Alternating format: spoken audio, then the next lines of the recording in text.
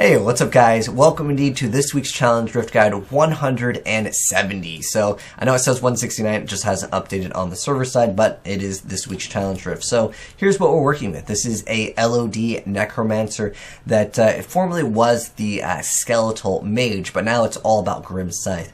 I'll go ahead and mouse over the pieces of gear just in case any of you guys are wondering what the heck is in this build. The things that are important to mention is the follower does happen to have an S of Johan, so that will go ahead and absorb all the enemies and put them nice and tightly grouped up for you, which is awesome. But in terms of the build, the important things to mention is your main source of damage is going to be Grim Scythe, and then you can activate Skeletal Mage if you want to. It's not going to be a huge boost of DPS, but it's there. And then Bone Armor. The rest of the skills you don't really need to interact with, other than you need to go ahead and activate Simulacrum just once, as it will go and last forever. So pretty much how the build works, go ahead and throw in Simulacrum. When you see a group of enemies, go ahead and absorb their bones and deal massive damage just with Grim Scythe.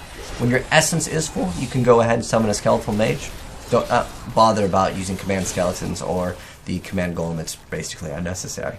So let's go ahead and hop right in.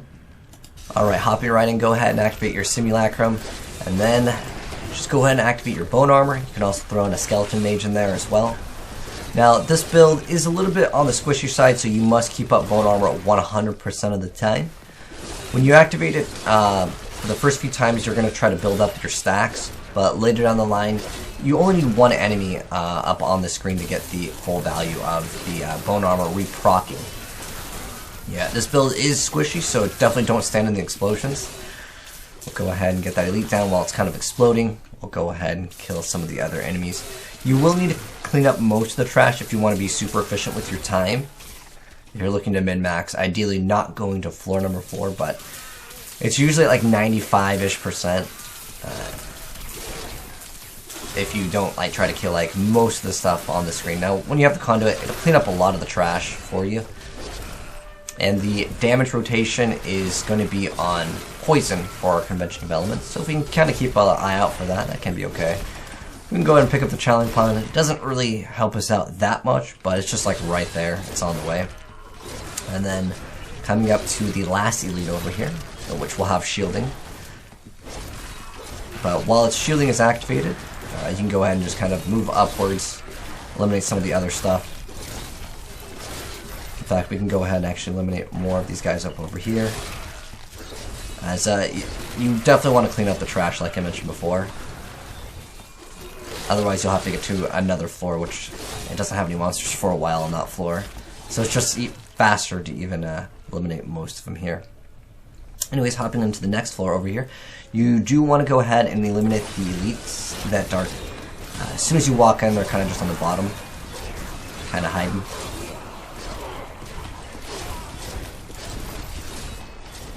Get them down real quick. Gotta grab those orbs. And they're gone.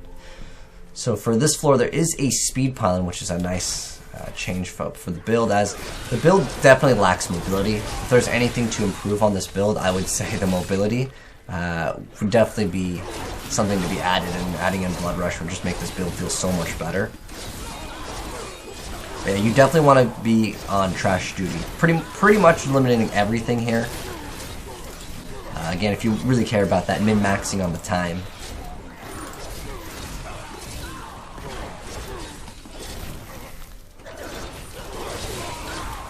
But the Skeleton Mage rotation is actually going to be on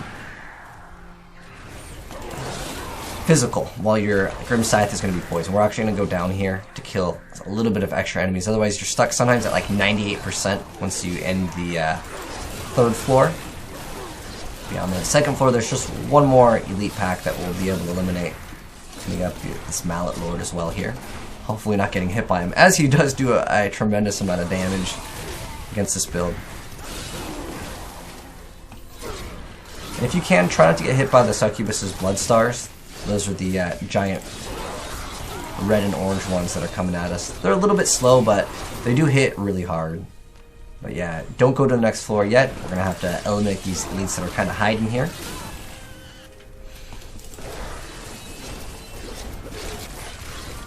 But just pretty much Bone Armor.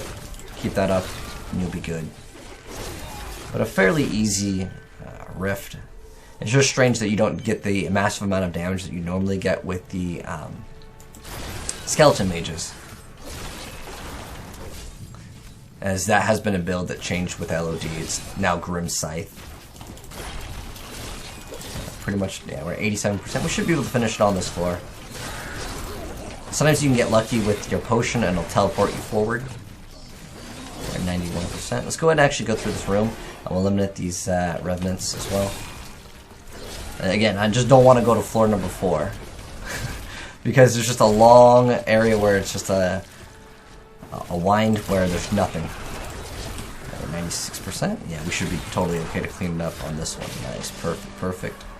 Coming to the boss over here. Just gonna be cold snap.